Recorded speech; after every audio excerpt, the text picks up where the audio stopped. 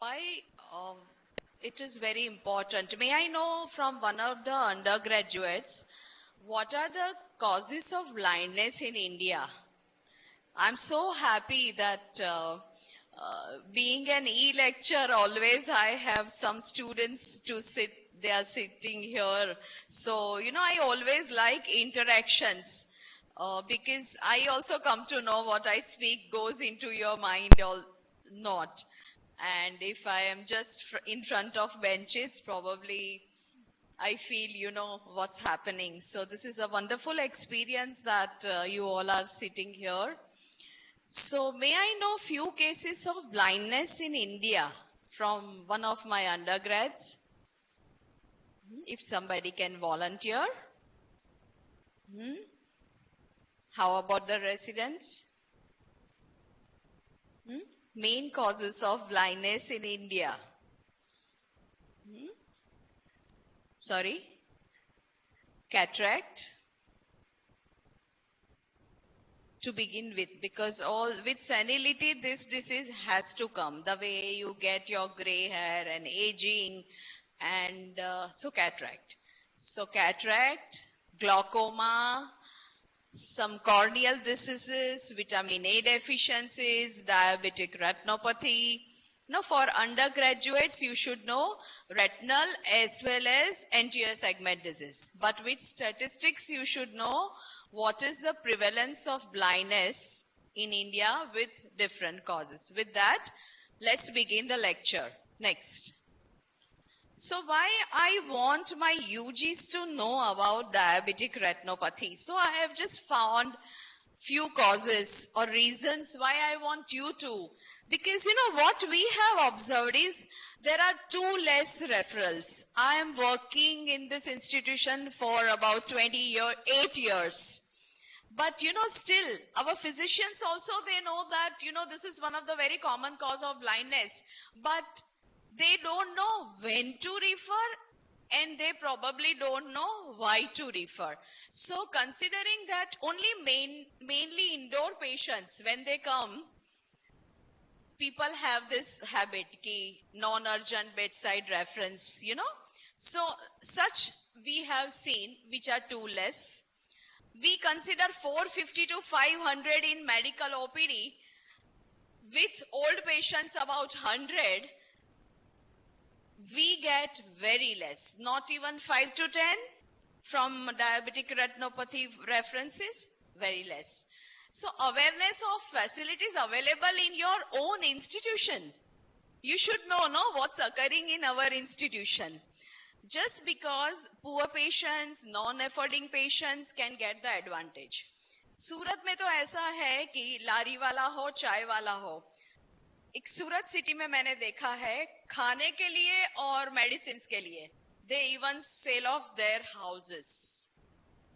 सूरत में जब मैं आई थी बड़ौदा से, what I've seen is this. They really are very careful about 2 things, eating and medicines or hospital things. Or they're not exactly they are not health conscious, but they spend a lot. And hence what I've seen is all India students and other students have come here to study, but they all have settled down. Good city to practice. So also to streamline the utilization of facilities. Okay, next. So, I want you to have an idea, how does the retina look?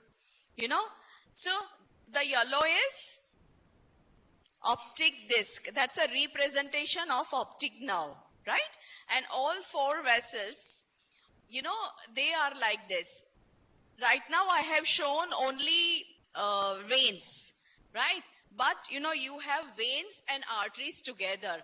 But the representation, what we see in retina is like this.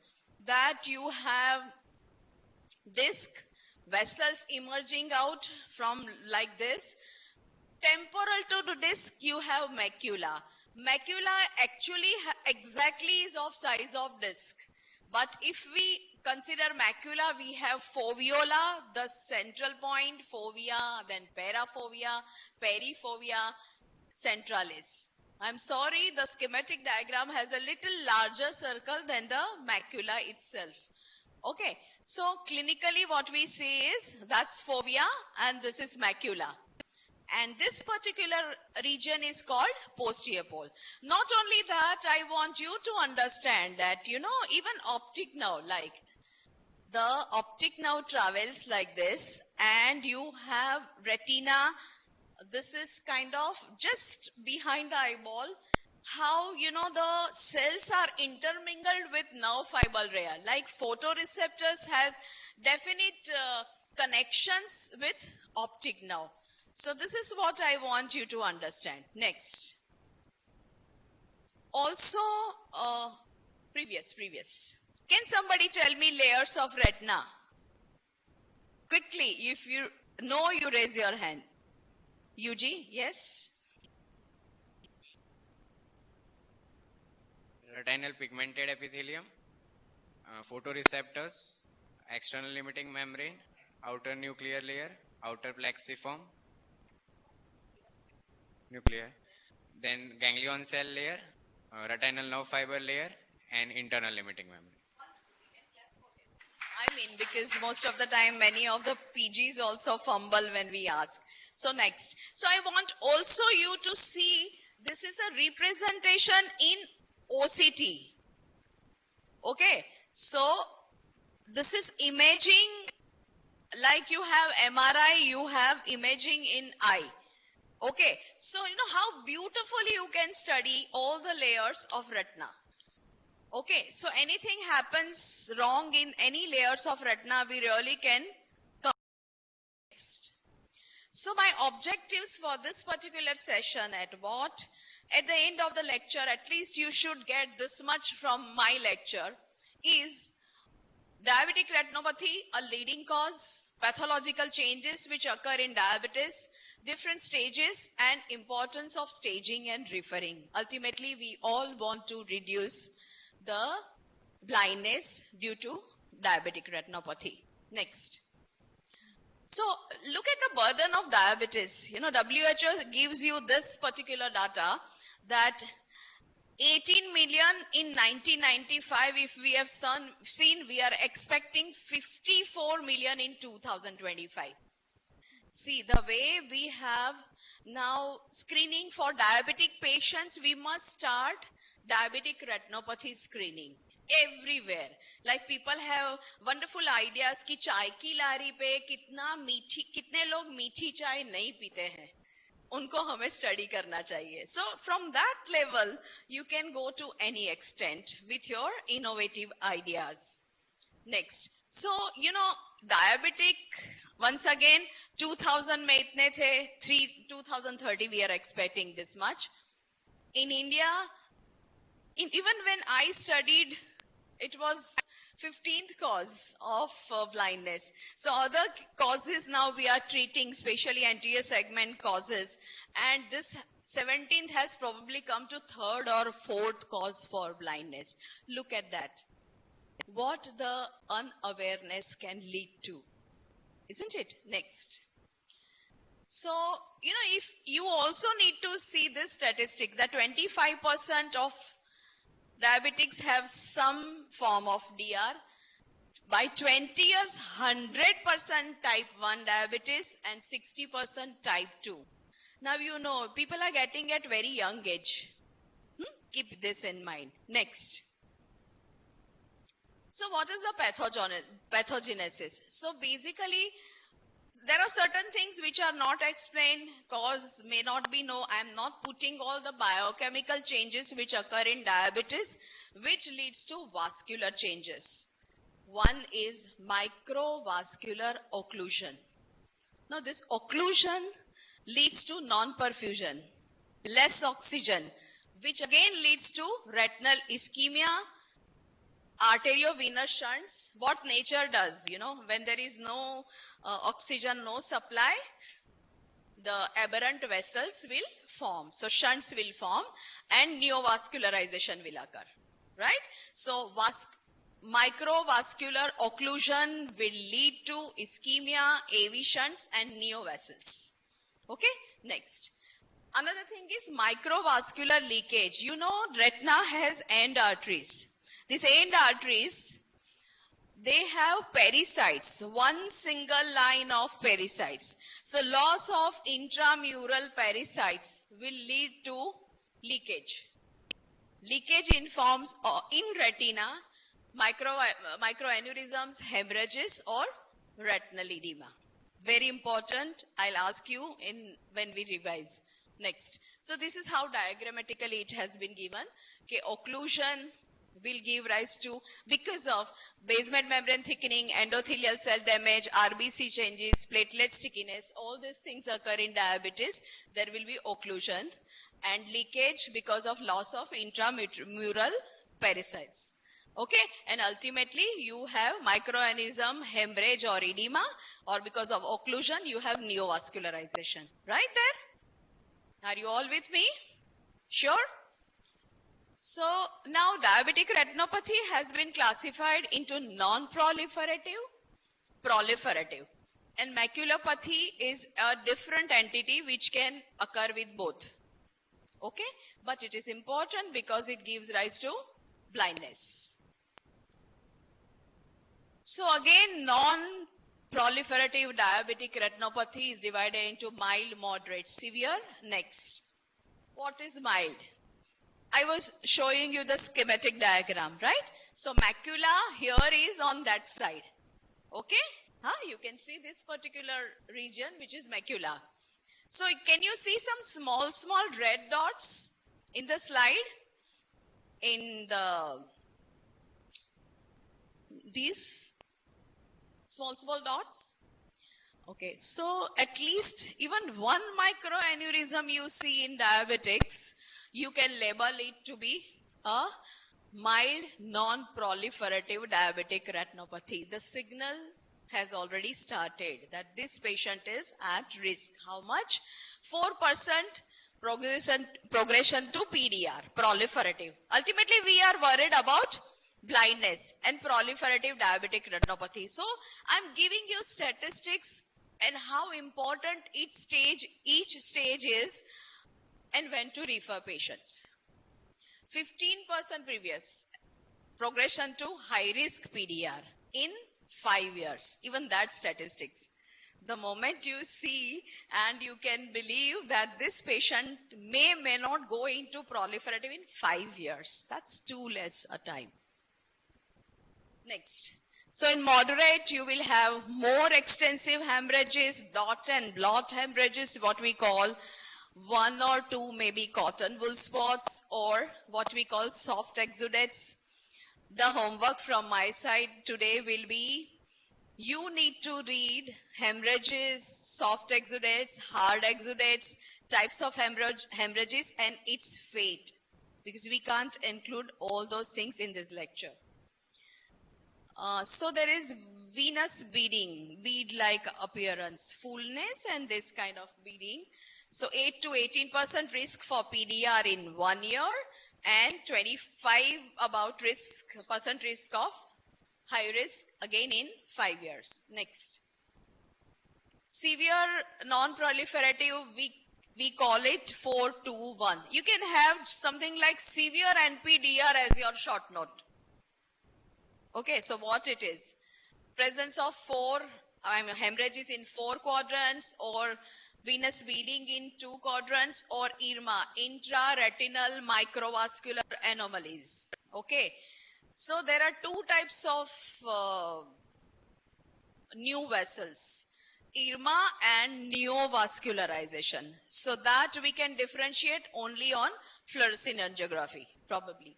For you. So they are what? They are shunts in non-perfused area. As I told you, either there are shunts or IRMA or neovascularization, which has to bypass the occluded capillary beds. 58% risk of PDR. So severe non-proliferative diabetic retinopathy. People have even classified into background and proliferative. Background, pre-proliferative and proliferative. Like old timers, we never had early treatment diabetic retinopathy studies, so we used to go through this classification where you have hard exudates, dot and blot hemorrhages, and microaneurysms in the retina.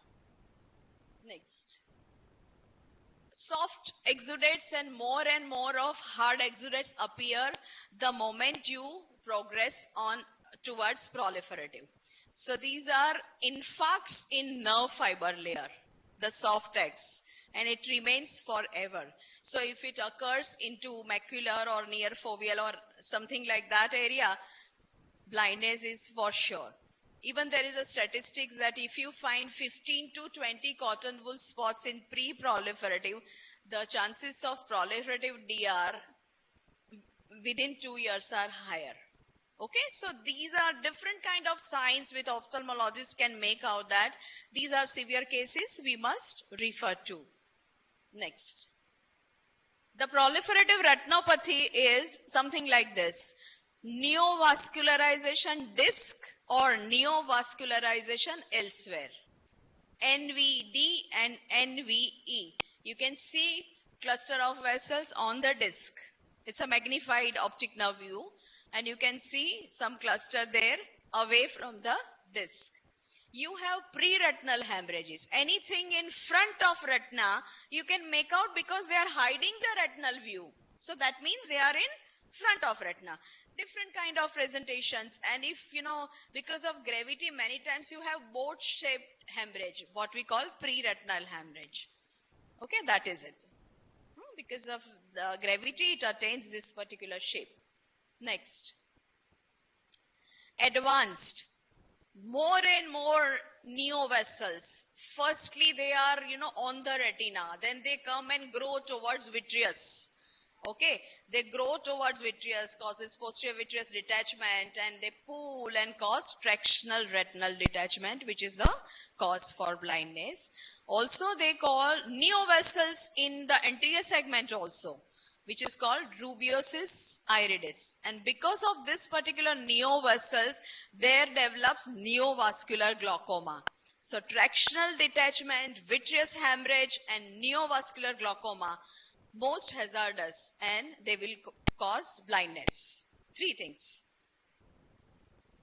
So you must know that your department of ophthalmology has a visiting retinal surgeon, 2 trained faculty, minimum 2 for medical retina who can give laser treatment to the diabetic retinopathy patient. We have OCT, we have fundus camera for fluorescein angiography, argon green laser to give laser shots or photocoagulation to the patient. We also have an advanced vitrectomy machine where vitrectomy, in case of vitreous hemorrhages, we can do. Next. So this is OCT. I showed you, this is a colored thing. This is a normal macula and retina arrangement, and when it becomes cystic changes in macular edema in case of diabetic retinopathy. So, this you cannot see with probably very clearly in direct and indirect ophthalmoscopy. The moment you do imaging, you will get this picture, and there is a diabetic macular edema. Next.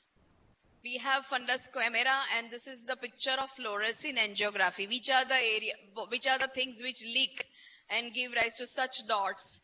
Which are the lesions which hides the retinal vessels, and So fluorescein angiography also gives a lot of information. We have laser treatment, and these are the shots given as for pan-retinal photocoagulation. This is vitrectomy machine, and this is how it works. Supposing you have tractional detachment or you have vitreous hemorrhage, pots like this we create, and under microscope, the retinal surgeries, vitreous surgeries are being operated like this. Next. So what is the management? Firstly, there has to be a diabetic control.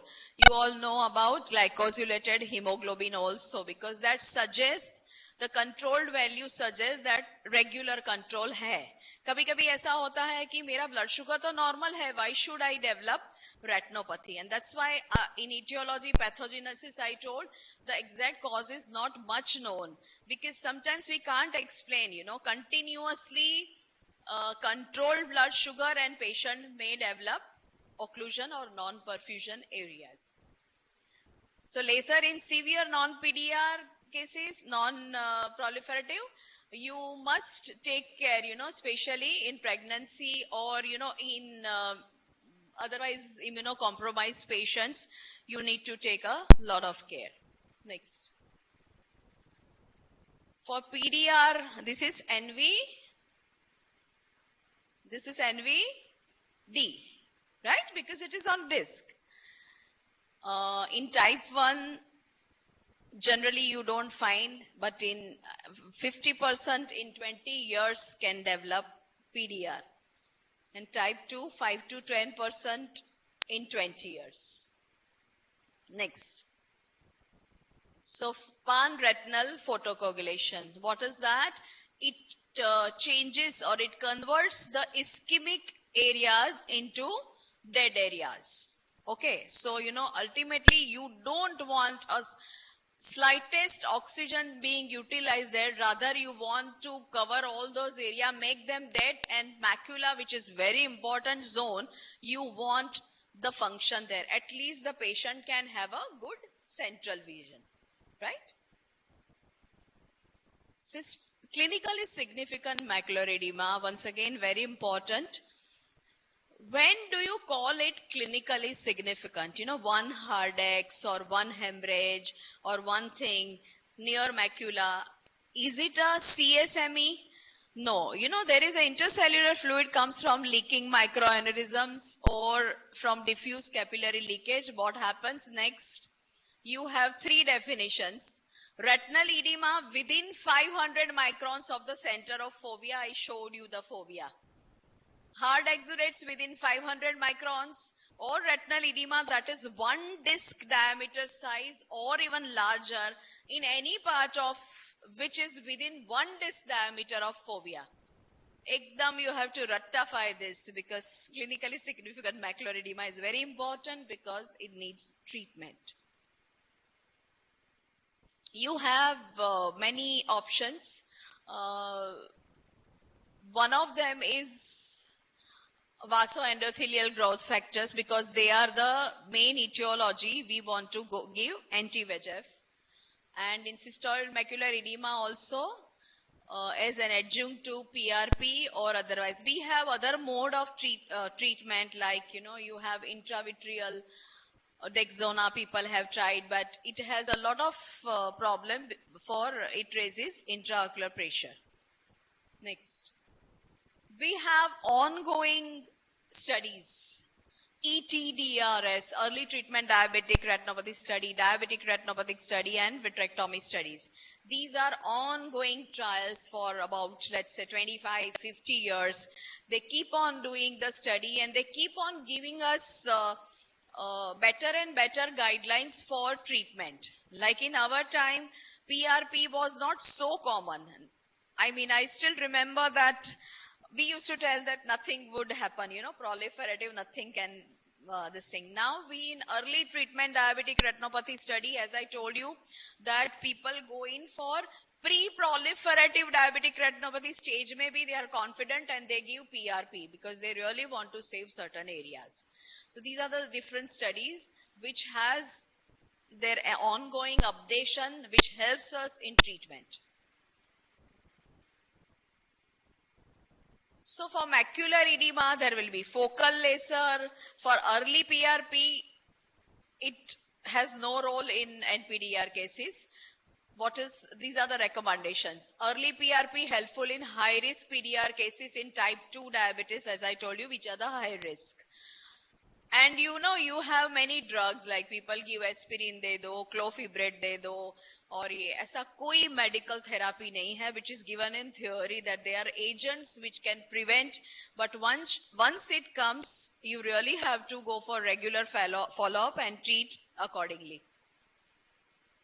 DRS ke recommendations hai that, there are defined high-risk PDR cases, mild disc neovascularization with vitreous hemorrhage, or these are very important for probably the postgraduate students, that NVD 1/4 to 1/3 disc area with vitreous hemorrhage, we can go for that, or NV half disc area with vitreous hemorrhage.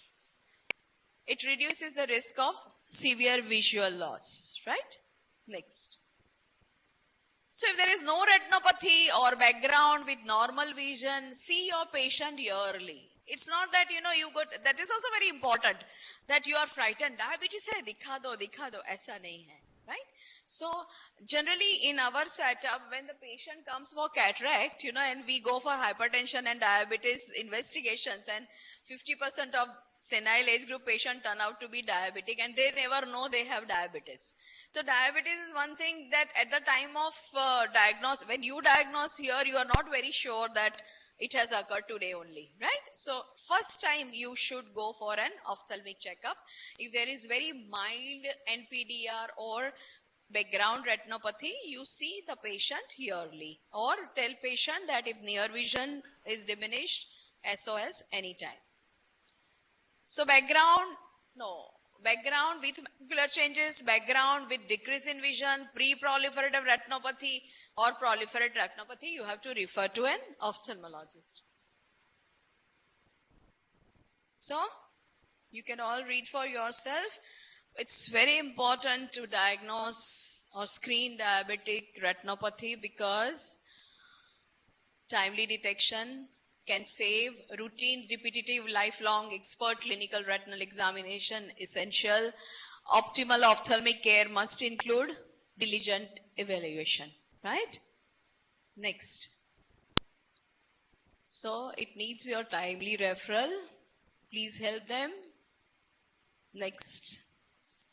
So sometimes you are even asked ocular manifestations of diabetic retinopathy. That's not a lecture, but you can have a cataract, you have diabetic retinopathy, diabetic foot. Sometimes as a peripheral neuropathy, you have paralytic squint. Or at times it go into even optic neuropathy and optic atrophy. So you must save all diabetics by giving them proper knowledge of routine follow-up care with ophthalmologists.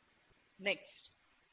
Thank you so very much for your kind attention. But before we depart, I want all of you to speak once that what is the etiopathogenesis for diabetic retinopathy? Sorry? Microvascular? How? Microvascular occlusion. What will that cause? Right? So, AV shunts, ischemia and neovascularization. And microvascular leakage will give rise to which signs? Leak. Exudates, hemorrhages or edema. Very simple, if you remember like this. So these are the main etiopathogenesis. And you also know what occurs in diabetes. Basement membrane thickening, RBC changes, all those causes occlusion. Right? And intramural loss of parasites will give rise to leakage. Okay? So what are the types? How do you classify? One of you. So there is a non-proliferative diabetic retinopathy and so what is NPDR is having? Microvascular hemorrhages, occlusions and mild. So you want single microaneurysm or more can be labeled as Mild. what will you do for mild? What will you do for mild if your relative, father, mother, uncle, if diagnosed as to have mild NPDR, what will you do? Ask for yearly follow-up to an ophthalmologist and also look for near vision. Right? What will be moderate? Still more? Dot and blot hemorrhages, hard X, 1 or 2 cotton wool spots maybe. What will be in severe?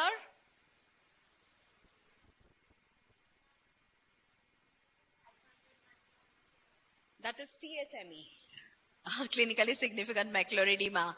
But what about severe, more cotton wool spots, There are a lot of hemorrhages and there is 4-2-1 rule. So what is that rule?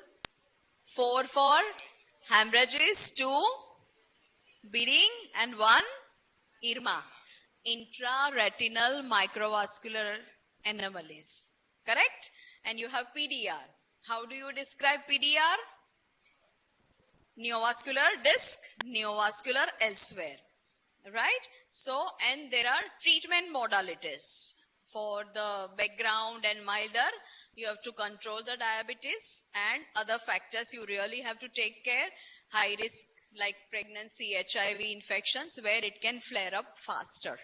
Okay, so for like pregnancy, you must, diabetes and hypertension are very important for the antenatal care because both may lead to retinal detachment. One can lead to exudative, one can lead to tractional. So very important. And you have proliferative as NVD, NVE, and you have clinically significant macular edema. Okay, and you know when to screen. Perfect? Any questions?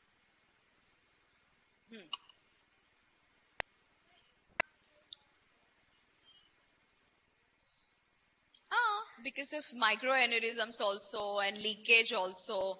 So this cystoid macular edema is because of that. From the hemorrhage, you have this separation of cells and plasma. That way.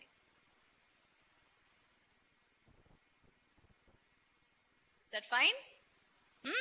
So, pakka?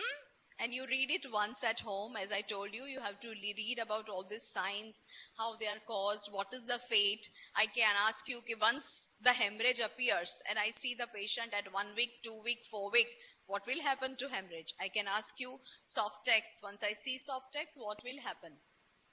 Whether the hemorrhage recur, whether the soft X recur, what are the hard X? Okay? That I can ask you in your Viva. Okay? Chalo. Thank you.